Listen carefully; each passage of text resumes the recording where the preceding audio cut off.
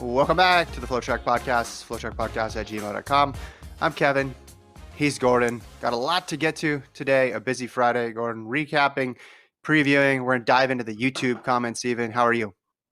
Doing good. Today's a big cross-country day. If you're listening to us later in the afternoon on Friday, there's a lot of conference championships going on, Pac-12 championships, Mountain West, Big East, which is live and flow. So it's the final day of cross-country, which is kind of wild before we get ready for NCAAs. This is exciting.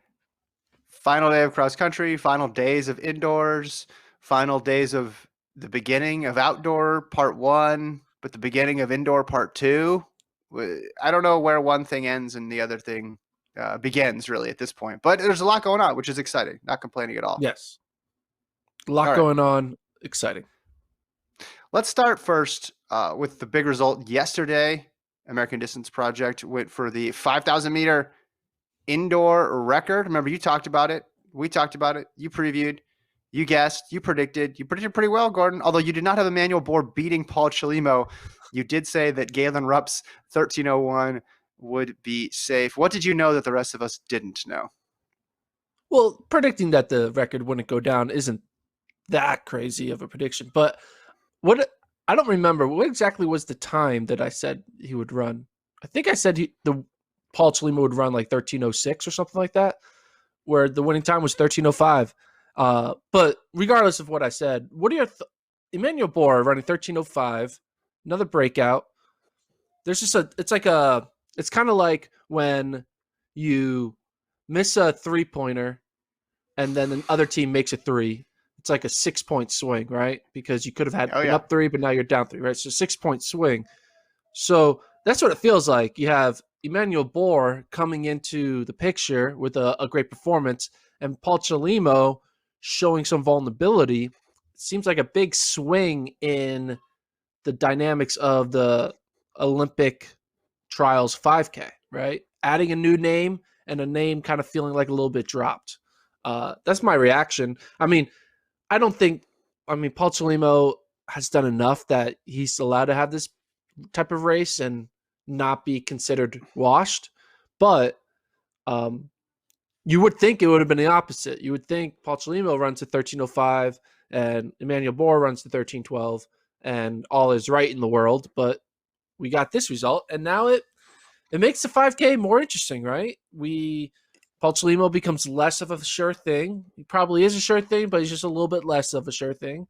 And now Emmanuel Bor enters the picture. And, I'm sure the likes of Lopez Lamong, Hassan Mead, Jenkins, all these 5K guys are thinking, okay, got a little bit harder to make this Olympic team.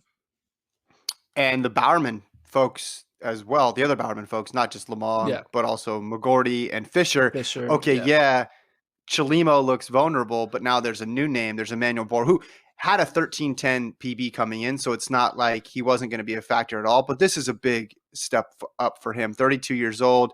His best finish at a USA Championship came in 2018 when he finished 5th in the 5,000. So this is by far his best result on the track, number 2 time ever. I'm with you on Chelimo's allowed to have a bad one. Where I would be concerned is that he's had a couple ones that in a row that have not been great. You have to go back to basically this time last year when he won U.S. Indoors for his last. Okay, that was a great race. Now, that's not entirely fair because of COVID. People didn't have full seasons and stuff. But he did lose that cross-country race to Mason Furlick. He had that road race where he was targeting the record. Didn't get it.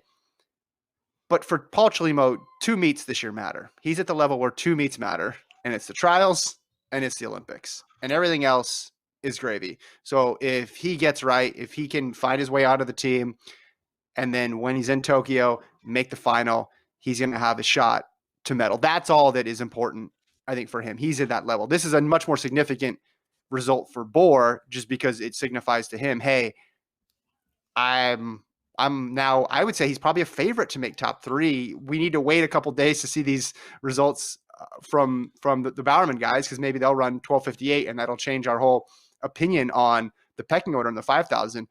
But I think you look at beating the favorite by over 5 seconds and then running a 13:05 indoors. What other conclusion can you make with someone's resume like that? if you looking back at how the race though played out, he ran a 13:05, kind of falling apart in the final 600 to 800 meters, where he was getting slower and slower, where he was on like 12:59 pace and then just slowly fell down to 13:05.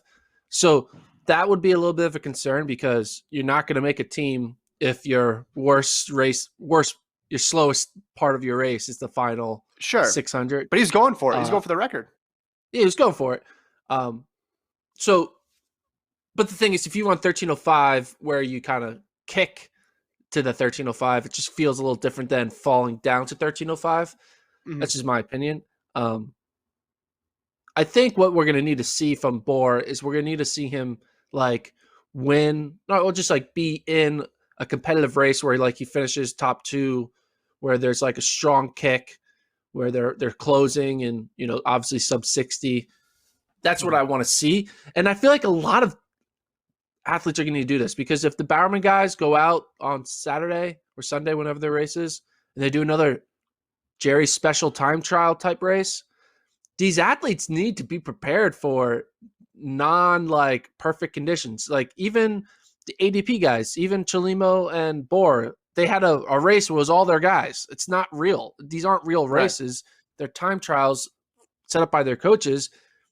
That's not how the Olympic trials goes. So I'm excited to see Chelimo and Bor hopefully enter a 5K or 3K or whatever sometime in the spring, early summer, where we get to see them, how they react to race mm-hmm. tactics. And they got to, that's how we really should start judging these athletes, because running, like dying in a time trial or succeeding in a time trial, I feel like doesn't mean much when the thing that you judged on is a race that's not a time trial. Yeah, so yeah. We'll wait and see. But Bor definitely enters the picture. Chelimo started walking toward the exit door, but the door is still closed. He's not walking out the exit door. We might need to tap him on the shoulder and be like, "Hey man, punch is over here." Oh, okay, thanks, man. That's maybe he's a little delirious and kind of walked into the wrong. Like he's like at the party looking for the bathroom, right? From like the guest bedroom, and he's just getting lost. And they're like 2 doors down on the left, and he went down on the right. And you just need that other party guest, like another I don't know who's USA what in this member analogy. To be like, hey man, it's this way. It's this way. I don't know if is Chelimo's kick the door. I don't understand what we're talking about. I got 2 questions for you before we move on. Is the 5,000 team now harder or easier to make based on these results? And which team is easier right now or harder, 5 or 10 in the US? So I would say after these results, the 5K team is easier to make. Mm-hmm.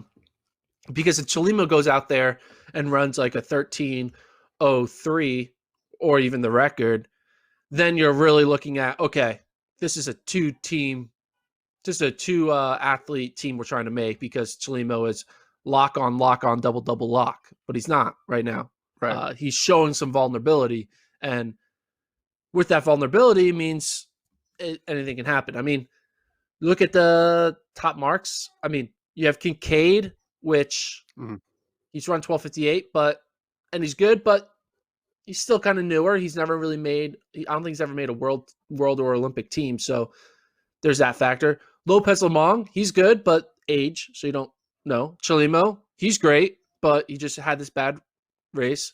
Shadrack Kipchirchir, he's good, but you look at him as a 10K guy. Ben True, he's good, but like he's getting up there in age. Eric Jenkins coming off injury. Emmanuel Bor just had this breakout race, but it was in a time trial. And then Hassan Mead, we haven't seen him much. And then the other Bowerman guys. And after that, like everyone has a little bit of like, well, maybe you can see why they wouldn't make it. Whereas there's other events where you're like, there's no way in hell Emma Coburn's not making the 3K steeple team, right? Like there's a lot of events where there's like everyone would bet $1,000 to win $1,001 on certain people, because there's just no way they're not making it. Like a Noah Lyles 200. So you basically said this race or maybe these past couple months, move Chelimo from lock status to uncertain. To favorite. So yeah. Still a favorite to make the team, but not a lock. And do you think the 10K is harder or the 5K is still harder? On the men's side? Yeah. I would say no, I maybe 10K. I still think it's the 5K. I still think it's a 5K, but 10K is second, right? No, for the men, 10,000's first. No, they moved both of them second, right? No. I thought it was 5K, then 10K. That's for the women. The men, it goes 10 and then 5. You're going to make me look up the schedule again, which I love. No, they switched it. Didn't they switch it? So they made it that the 10K was always second? No, it's the... Oh, I did that podcast incorrectly then. I pulled up the old schedule here. Wait. Well, don't give me the old schedule. Give me the new schedule. Now you got me confused. Well, I'm on USATF's page, so... Okay, now you got me all confused. Regardless of what event comes first, though, right? That shouldn't matter too much because they're at opposite ends of the meet, right? So, what's your read on which event's harder, just based on who you think will run each event? Yeah, I think the 10K is now harder, which I never thought I would say, but that's purely because Chelimo is showing some vulnerabilities. Now, if Chelimo goes out there and says, "Hey, remember that weird ass 5K I ran in Virginia Beach after I flew across the country? Yeah, watch me do this," and then goes out and destroys a field or does something crazy, kicks well, then you'll be like, okay, 5K is hard again. What if he runs a 10K soon? What if Bor runs a 10K soon and gets a qualifier? Yeah, I mean, you'd think that they're all going to try to run 10K. Everyone wants two opportunities. You know, they say you only get one shot, but when it comes to Olympic trials, you get two shots. Like the number of vaccine shots you need to get in order to probably go, whatever. Lots of analogies. Anyway. Hold on. I'm pulling up the schedule here. You ready for this? After much delay. I think men's 10,000 day one. I was right. You're wrong. Yep. Nice. Move that around. Okay. Let's talk about that meet that's coming up. Well, I guess tomorrow. We're recording this on a Friday and it's on Saturday. A chance to throw out basically everything we said because there's some fast 5,000s on the men's side that can completely reorder that list.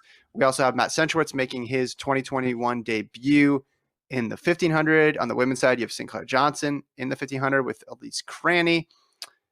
Women's 5,000 features Molly Huddle, Emily Sisson, among others.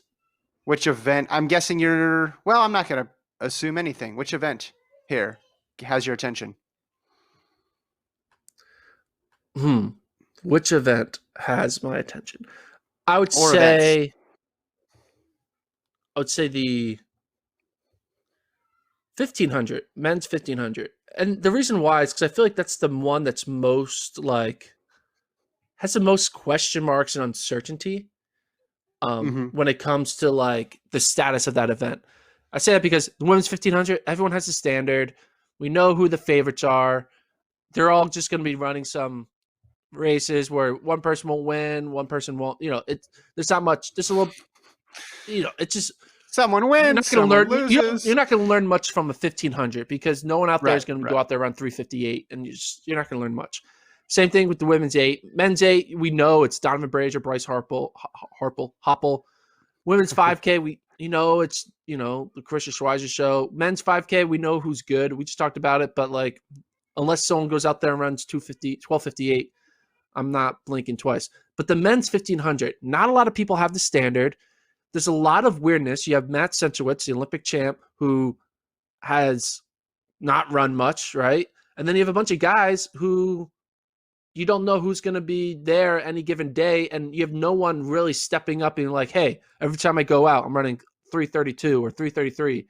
You don't get that. You get, all right, today's the day I run 335.999. Or today's the day I run 336.000.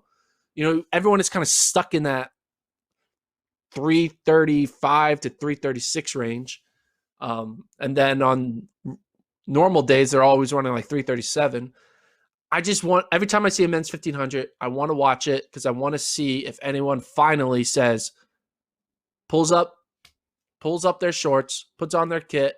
I'm making a weird analogy, and just runs fast. Yeah. We don't see fast men's 1500s. I don't know what it is, and it's just weird. And it's American. It's an American thing because you see Ollie Hoare go out there and run 3:32 on an indoor track, and it's like the kid's just out of college and he's doing it. But if he's an American, they're not doing it, and I don't know why. Well, I think there's a guy who could get this one going, and you're right, he's not American. It's Josh Kerr, who will be making his 2021 debut, but Josh Kerr had a really good summer last year in those big friendly meets. It went under the radar, but he ran some fast times where he was doing a lot of the work. Obviously, he's internationally tested too when he made the World Championship final in 2019.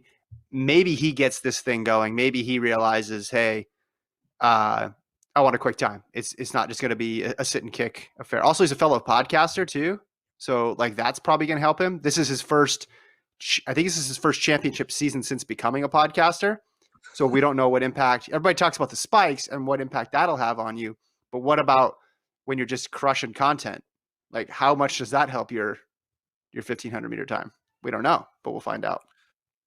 Yeah. I mean, that's the thing though. It's going to be a Josh Kerr who does it. It's not going to be a Henry Wynn or a Pat Casey or Gregoric or a Eric Avila or Isaac Yorks, same Prakel. It's going to be Kerr. And then Centrowitz is just there hanging out, but Central probably has the vibe of like, I don't need to do anything. I'm an Olympic champ. Like, I'm not going to go out there and show how good I am. I mean, so it's probably going to be Kerr who wins it. But then here's the thing, though. Kerr, though, also is probably every time he enters his race, he's like, I'm just going to beat these guys. So Kerr isn't going to make it that fast because he's only going up against a bunch of Americans who are too afraid to run hard. So he will just win it in like 3:30. He's going to win it in 3:35. Is part of that because the selection process for a lot of these countries is confusing to say the least? And so they want to just run fast times because that might end up being what gets you on the team versus the United States where just get the standard, but then you have to go to the trials and finish top 3. Less of an incentive. I mean, that's exactly what it is. Run quick. There's no incentive to be 5 seconds under the standard for an American. Right. You don't need to be 0.01 under. I mean, you look at, I remember Robbie Andrews when he was at the top of his game, was it 2017? I felt like he could have medaled that year, but he got screwed over with the whole like DQ thing, stepping on the inside of the track. But that year, he was like easily top 3 at the trials, but he didn't even have the standard and he had to go chase it. And like every time he was chasing it, he was just trying to get 0.01 underneath it. And I was like, this guy who's getting like 10th in Diamond League races or barely breaking the standard, we all know is like, yeah, but he probably could medal because he can kill it in the last 400. It's just how Americans are, right? So yeah, we don't have the Jacob Ingebrigtsens who just run 3:29s and those are rare. Yeah, so those are rare. I'm interested in this men's 5,000 because I'm wondering, does this race look more like the 10 that we saw a couple weeks ago, which was in California with the speedy fast times, or does it look more like the Texas qualifier times? Like, where does it fall in that continuum of ridiculously fast time trial to still pretty fast, but more traditional track, rabbited track race, basically? Because you have these PRs are kind of funny. Like Joe Klecker's in there. He has a 13:28 PB. He's going to PR. I'm going to put some money on that and say he's going to PR. It just makes sense. Fisher, 13:11. Well, he just ran 27:11. So that PR is in need of refreshing. Even Mark Scott's 13:08 indoor. Like he's a 27:10 guy now. McGorty, we saw how good he looked, pacing through 8,000. Do you think this is going to be, is this going to look like a Bowerman special, or is this going to look like more like a traditional meet where maybe a couple guys hit the target time, but it's not a PR fest? It's not going to be, it's going to, should I tell you what the winning time is going to be? I'm really good at this. Well, let's wait. Hold on. Let's wait on that because I want to save that for a new segment I'm debuting. I just want your overall thoughts on it, and then you can get specific when I ask you for this. I mean, it's not just a Bowerman special because, I mean, they're only in half the field, and there's a lot of other guys in this race who aren't going to let them treat it like a Bowerman special. Like, Ollie Hoare is not going to just, like, hide in a hole. Like, he's going to put himself in it. Joe Klecker put himself in it. I think Carabao Rosso put himself in it. So it's not going to be as controlled. So I don't think it's going to be like the 10. I think it would be more like a normal race. And, you know, not to, I can give a hint, but I don't think it's going to be a 12:58, 12:59 race. I think it's going to be a normal race where, you know, the winning time is going to be in the low 13:0s. I mean, high 13:0s. Okay. Other events, like I mentioned, the women's 5, I think it's going to be really interesting to see Huddle and Sisson. Huddle already has a standard. Sisson doesn't, but I just want to see how competitive they are in the 5,000. They're both marathoners now, although they do many events well. And they have some good people in this field. They have Wayne Kaladi, who we've seen is pretty sharp. Kellen Taylor, solid. Ailish McColgan's been running well. Kellen Taylor, Alicia Monson, Taylor Warner. So there's a lot of people in here, but those are all people that they're probably going to need to beat if they want to make the 5,000 team. And some of those people they're going to need to beat if they want to make the 10,000 meter team. Not all of them are American, obviously, but that's the level they need to be at. So I'm interested in that one.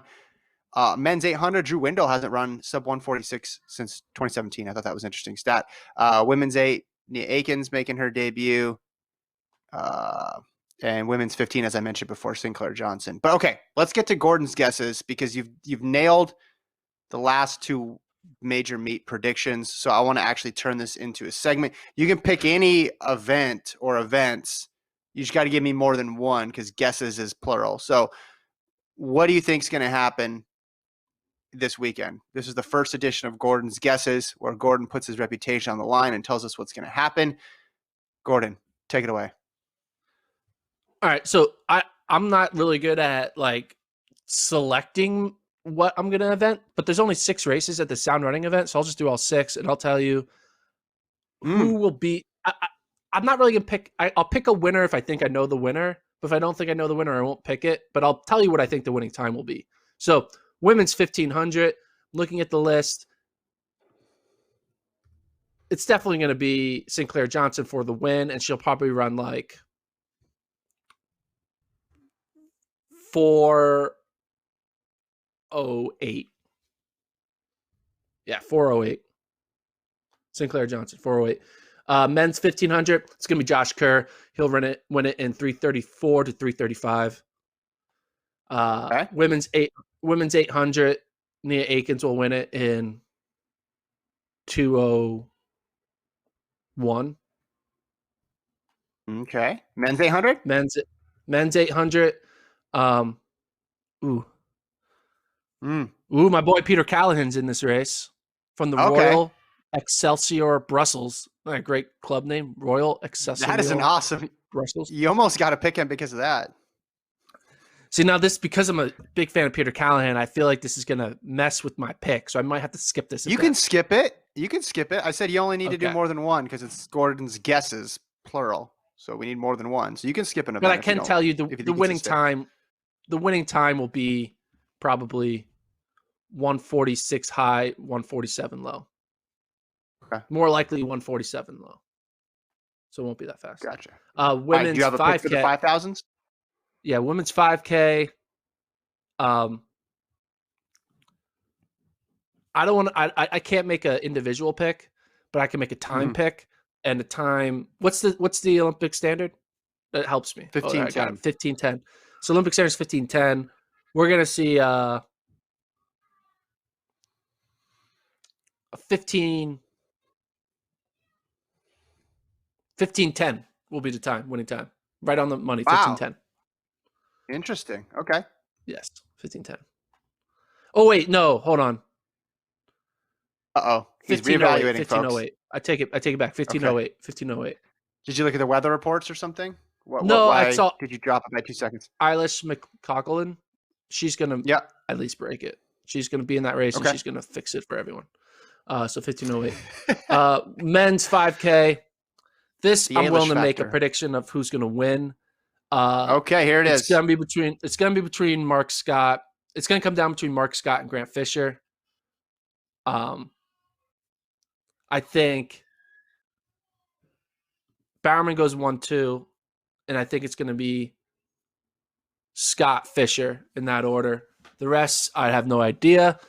But the winning time, what's the standard? The standard is 13.5. The winning time will be 13:06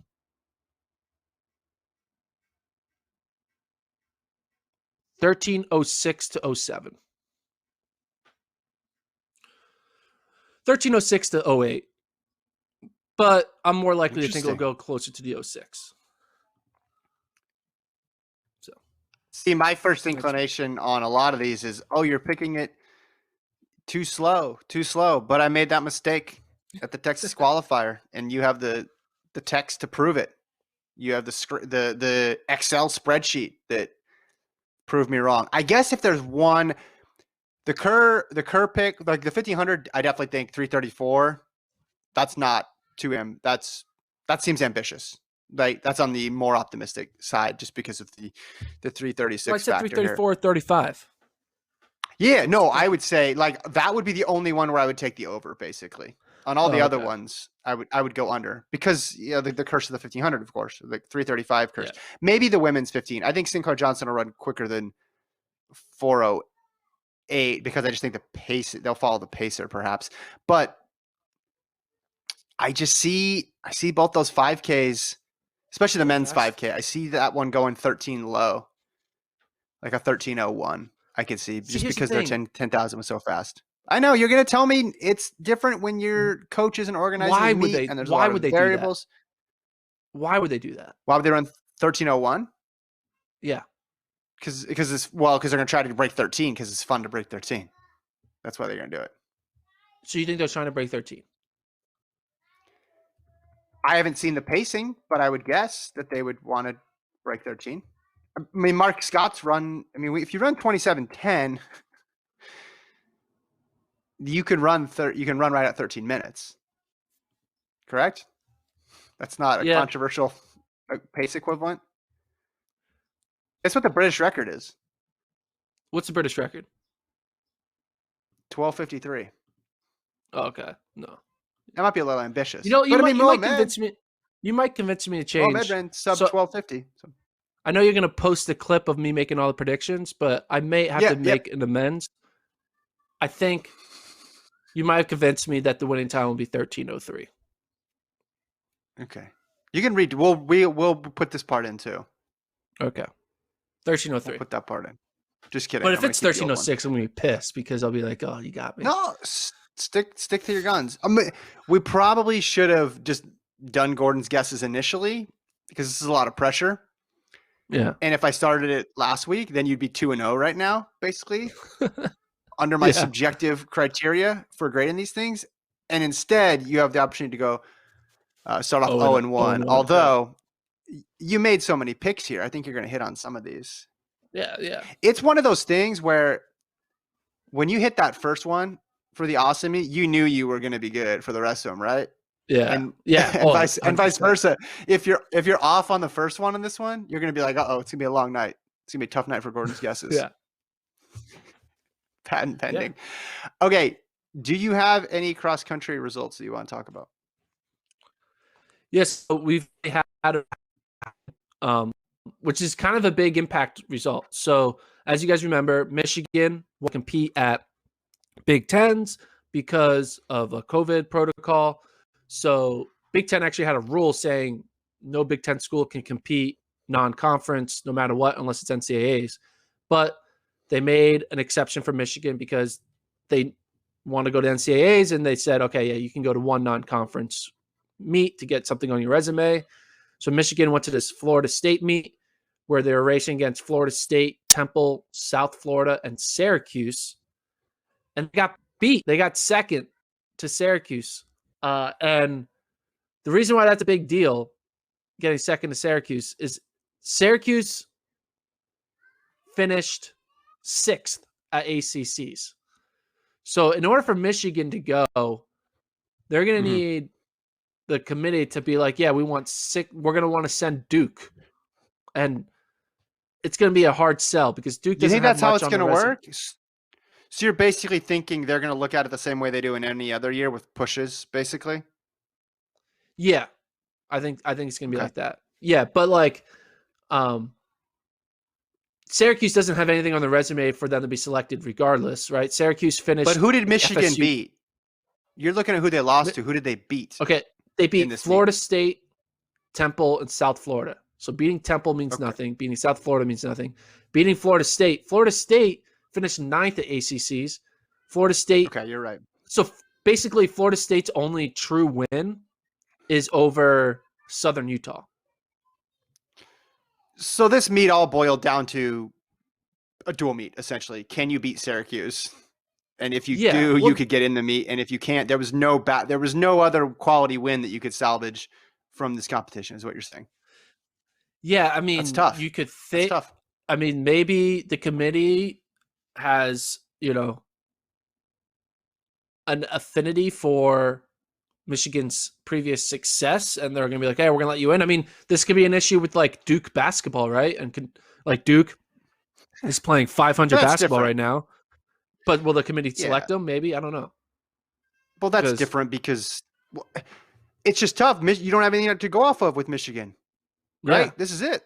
This is it. So you win against a good team or a good enough team that probably could have got you in, but they were just dealt a terrible hand here.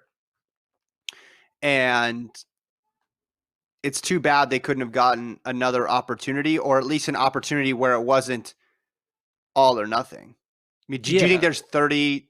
I mean, are there 31 teams better than Michigan? Absolutely not. The problem is they're going to give more. I have a feeling that the committee might give more love to like a 1-0 team from a different conference now, and they'll just be like, hey, we can't take you. Or like, the thing about Michigan is that they lost. Like if NAU was at this meet and NAU won and then Michigan got second, people would look at this result very differently because they'd be like, all right, Michigan got second to NAU. Right. That's what's expected. And then let's select them. But because they get second to Syracuse, it's like, ooh. I mean, it helped Syracuse, right? Maybe it helped I don't know. Both of those teams are traditional cross-country good teams, but yeah, but if you're saying the best win they had was over a team in that race, was over a team that got 9th in ACCs in Florida State, correct? That's what you have to go off of. That's really difficult. And you're right. It probably would have. They might have been better off if they could have going to, for example, the Las Vegas meet. Yes. Losing to BYU, losing to NAU, losing to Notre Dame, but at least those would be, I guess you could call them quality losses. Whereas this is not as a high quality of loss. You only would have had one because one meet, but that's better than losing to a team that's. Where do you have Syracuse right now? Oh, not close, because Syracuse. So basically, right now I had ACC getting 4 in, Notre Dame, NC State, the top 2, and then I had Wake Forest and Virginia getting in because Virginia has a low-key fake win over NC State during like the early regular season, so that helps them. And then Virginia also has a win over Wake Forest, which is a team that beat them. So they beaten each other. Wake Forest got 3rd, so that helps them to get pushed in. And then Virginia also beat the team that got 3rd. So together, they get in. Wake Forest beat Southern Utah, so that helps them. So basically, you can look at, all right, there's a reason to take 4. But then once you get to their 5th spot, which is Duke hasn't beaten anyone, right? So to take Duke would be really weird. And then to take Duke and Syracuse, all just because Syracuse beat Michigan, it's just going to be weird to take 6 from the ACC. Like, I just don't see them doing that. Right. Well, so when I asked you before, are there 31 teams better than Michigan? You said no. But my follow-up would be, well, can you prove that there aren't 31 teams this year better than Michigan? right? That gets harder because you're going to base your argument off of, well, this is what they did last year, and here are their track PRs, but that we don't think is part of the equation. You can only say, hey, they ran one race, and here's where they finished. In your basketball analogy, it would be, as if Duke only played one game in the regular season, and they lost that game, and they lost to that game to a team that was going to go to the NIT, not to the NCAA championships. You say, well, should you put Duke in? Well, I don't know. They're Duke. If you gave them a couple more meets or a couple more games, they'd probably be pretty good. But based off of what we've seen, how do you make that argument? I mean, and it's just unfortunate because if they went to Big Tens, they could have done exactly that. They may not have won, but the losses would have been quality, and they would have beaten at least a few teams. This is the wild thing about it. They returned 4 of their top 5. In reality, from a good team. Top 5 from a team that finished 7th. They were a 7th place team returning 4 of their top 5. And now, like, will that help them? Will they be like, well, they got 7th last year, and they have 4 of their top 5 returning? They're definitely not the 32nd best team. You know? I just don't think you can. Yeah. It seems silly to base it off of just one meet, but it almost seems sillier to base it off of a previous season. Right? There are no good ways to do this. We knew this was going to happen. But it's like, why did they lose? Why did they lose today then? I mean, if they are that good. Yeah. They just had why were they? Race. Did they run everybody? They said about. I mean, I don't know exactly. Yeah, I mean, I'm completely sympathetic. I'm sympathetic to him because, again, no one wanted this to be how it works, and you knew that there were going to be teams that got the short end, but I don't know a better way, given the situation, to decide who goes. It just the best way is like MAC select, and I'll pick the right teams. Yeah, but I don't think. I mean, but you would base it off of like stuff that happened a year ago, which you're right. But then it comes to best versus most deserving, and if you don't have any evidence that they're better than another team, it's hard to do. It's hard to do. They needed another meet basically, and they couldn't. They didn't run their number 2 guy from last year, Jack Aho. Yeah, but. I mean, I'm guessing he's not healthy because they definitely would have ran him if they had him, so. Yeah. They didn't lose by much, but it's like dual meet score. I mean, I guess they lost by 11. Mm-hmm. Basically, Syracuse went 2, 5, 7, 8, 9. Michigan went 3, 6, 10, 11, 12. So every individual person beat theirs, Yeah. I guess maybe the other way you just had a bad race and you're eliminated. That's what happens, right? Well, it's regionals, right? It's regionals. You had a bad race and you didn't have enough points and the things broke your way. But this is a much crueler version of that because you have only one opportunity to get out there. Maybe the committee will say, they'll take into account, hey, you guys were not able to compete in your conference championship. But then you're essentially like giving them a mulligan into the national championships, which also seems sort of weird. It's not like, oh, hey, you got tripped in the prelim. We're going to have 9 people in this semi of the 800. It's like, no, you couldn't run in this race. You're going to get put in the national championships. That's tough. But you have to think, how different would everything be if Pac-12 and Big Ten's conference championships were flipped? So this weekend would have been the Big Ten cross country championships. How well would they have run there, and would they be able to make the meet? Yeah. And the Michigan women, they dominated, but they also raced nobody. So Michigan women got to basically run against. I mean, they ran against South Florida, Dalton State, and West Florida. I didn't even know Dalton State and West Florida are teams. But they went, they perfect scored it. They went 1, 2, 3, 4, 5, 6, 7. But like, yeah, like, so we're like, oh yeah, we're gonna take the women's Michigan team. But like, if the men's Michigan team got to do that, if they just got to race against South Florida, Dalton State, and West Florida, they would have a perfect score and they would be selected. So yeah, It's not. In a way, it would have been better for them to have the result that the women had, right? Race nobody, go 15 to 50, and then you're in. But now they kind of screwed themselves over. Well, I'd like to know why, because remember we joked before about Michigan like hitting up other teams trying to get in a meet. I wonder if they try to do something local and just all the Michigan schools that are nearby. Hey, can you guys come to this meet? Really appreciate it, because we'll 15 you essentially. Because that'd be, again, go back to the basketball analogy.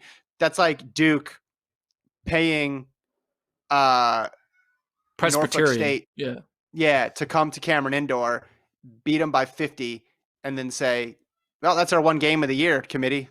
We're 1-0 and we have a point differential of 50 points.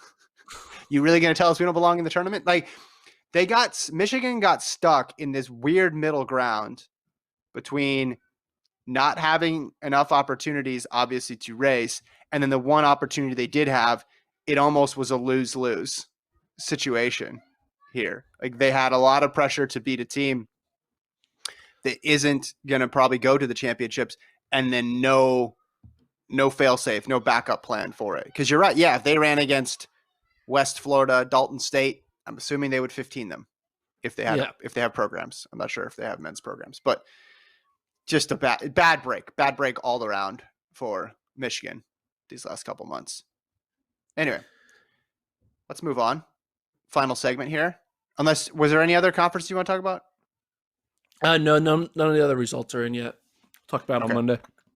Yep, we'll talk about it on Monday. People will be like, man, why didn't you talk about this conference? Well, it's because Pac-12's Mountain West. Yeah, hasn't happened yet as of this recording. Has not happened yet. We wanted to read some YouTube comments because we appreciate everybody checking out the show on our YouTube page. And the comments are always, so candid, so complimentary, just wonderful, wonderful feedback. So I want to read some of them. Here we go. Travis sent these to me. We can do these lightning round, Gordon. Let's go. Here we go. Richard says, why isn't Gatlin the favorite? Responding to who's the 100-meter favorite. You and I were debating Lyles v. Brumel. He says, neither of the others has medaled globally in the 100 and the Olympic finals. Experience overcoming nerves counts for something. Are we overlooking Gatlin? No, because he's old and hasn't done anything. I don't think we're overlooking him. Okay. Well, he has done something, just not as much recently as Bromell and Lyles. Yeah. Yes. Okay. Yeah. Next comment. On the video that was titled, Why Cooper Tier is Not the NCAA Mile Favorite, Connor responded, why FloTrack staff are idiots would be a better title for this. Coop will win the mile if he runs the mile. Well, while the first part of his statement might be true, we'll never know about the second part because he's not running the mile. Yeah. And I'm sure he's a big fan of Cooper Tier, which made him feel like he needed to call us idiots. I'm sure if it was another athlete he wasn't a fan of, he probably would just click onto a different YouTube video. But thanks for watching the video. I mean come on. Cooper Tier would not beat Sam Tanner. No, he's not. We'll never know. Cooper Tier's not a true miler. Cooper Tier won a... Yeah. Cool. Cooper Tier's fast, but like he's not... Like the year Galen Rupp ran 350, right? Mm-hmm. When he was like a 5K guy. Would anyone... Galen Rupp, if he was entered in like a Diamond League 1500, would probably get like 10th because he wasn't, like Mo Farah. I mean, Mo Farah, when he was at the top of his game in the 1500, still wouldn't be able to beat the best in the world in the 1500. So yeah. I agree. Yeah. I agree with that. I just like to call us idiots. That was fun. Daniel asks, who is NAU's top four? Who is NAU's top four? And a lot of people are chiming in here. What do you think? Oh, it's easy. It's Grijalva. It's Grijalva, Nico Young, Abdi Hamid, Nur, and Blaise Farrow. But I low-key think Blaise Farrow might surprise people and be like NAU's number 2 runner. Okay. All right. This is from JF responding to our women's rankings analysis, says, curious who he has running for NC State. And by he, I think he means you, Gordon. Who do you have running? Who are your projected top 5 for NC State right now on the women's side of things? Because that is a good question. Because a lot of this depends on who's actually going to be in Stillwater competing. Who do you have for NC State in their top 5? You put me on, like, I'm supposed to have this all memorized? I need to, like... Well, they're your rankings. You should know all of this. So, I mean, right now I have Hannah Steelman as their number 1, Dominic Claremont as their number 2, Kelsey Camille, number 3. Number 4, I have Marley Starlipper, who we haven't seen race much. Mm-hmm. Number 5, I have Maria Howlett. Number 6, Ashley Holt. And number 7, I have Caitlin Toohey as their number 7 runner. There we go. Okay, another prediction coming in here. This is from Top 10 Running. It says he's calling an unpopular prediction. I think it's pretty popular, especially on my side of the microphone. Nico Young, NCAA champion. Yeah, it's not happening. What percent would you say? In 2021, you know what? He might be NCAA champion in 2021 because he could go on to win the fall 2021 cross country championships. I would give you that. So, but I don't think he's going to win the winter 2021 champs. He's got a chance though. You would not put him at. You'd put him at above 1%. Would you not? No, I would not put him at above 1%. See, 0% chance Nico Young wins the 0%? NCAA championships in a week. 0%. No, 0%. No, 0% would be the guy who's ranked 90th or something in your rankings. Nico Young is ranked what in your rankings? I think like 5th or something, probably. Yeah, there's no way he should be at 0 if he's ranked 5th. What are you doing? You think that so the top 4 make up 100% of the possible winners? Come on, you got to give Nico a chance. You've been down I'll on give Nico him 1% just to make you feel better. Thank you. But I do think though, if he does finish like 5th in this race, which is likely, yeah, I think he might be the favorite in the fall championship, regardless of who's returning, which is kind of wild. Like, I'm sure Connor Mance will return. Yeah. Like, if Connor Mance wins this and Nico Young gets 5th, I probably would pick Nico Young to win it in the fall. Because I'll just be like, dude, the guy got 5th as a true freshman, first time seeing the course. Imagine what a whole year of like being prepared, to, then I'll be willing to take Nico Young. All right, this is a good one here because this is another thing that I've been saying to you privately, but Gregory is saying it out loud. Gordon, no one is on your thing moo not making the team train. He's basically saying stop trying to make fetch happen. Yeah. I think though, again, I think I can see a world where 2 global medalists are better than her. I think that's an obvious thing. I think to say that Ajay Wilson and Raven Rogers can beat a thing moo is not wild. And I think a lot of people actually might even agree with that, right?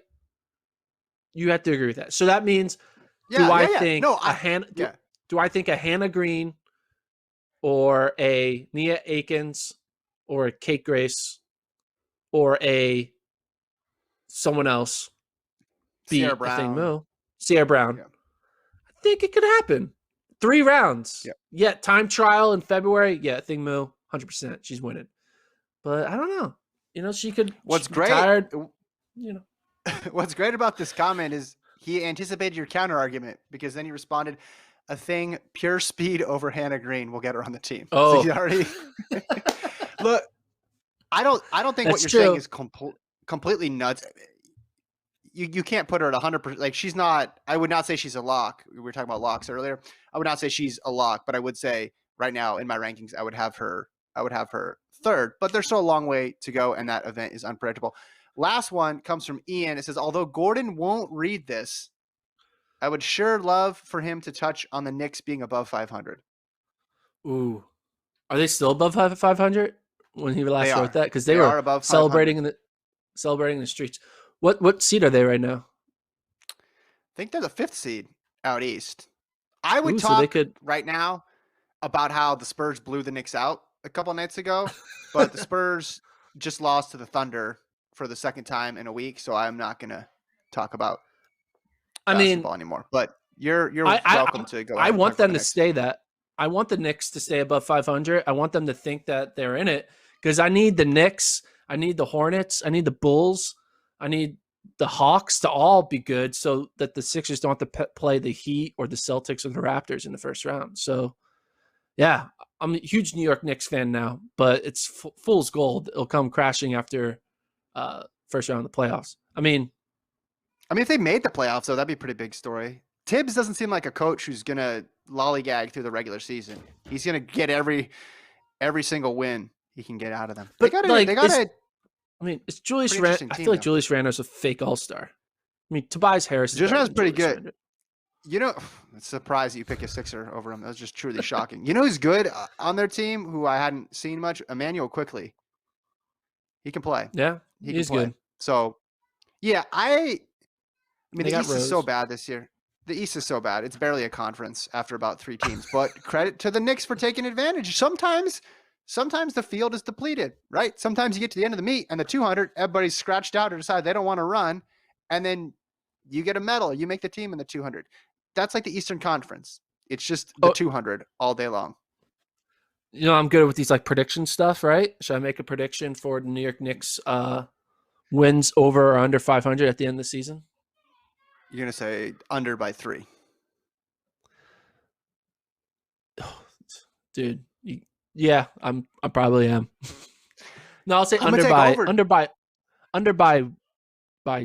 2 or 1. I'm going to say over just because the Thibodeau factor and because the East is so bad. I think they're going to scratch and claw, and I think they'll stay right at 500, and they'll obviously be in the top 10, which is all it takes to make the playoffs now. They'll definitely be in the top 10 by the end of the year. Maybe even the top 8. Maybe they'll meet your Sixers in the first round, and you'll just have nightmares about Emmanuel Quickly. Depressing. That'd be embarrassing. Then we'll definitely be reading more YouTube comments from Ian in that case. Anyway, keep them coming. You can find the show on YouTube. There's a specific FloTrack podcast page that you can subscribe to. You can watch it there, or you can listen wherever you listen to podcasts. You also can find the show on the website, FloTrack.org/FloTrack podcast. Gordon, thank you for hosting. Any last words?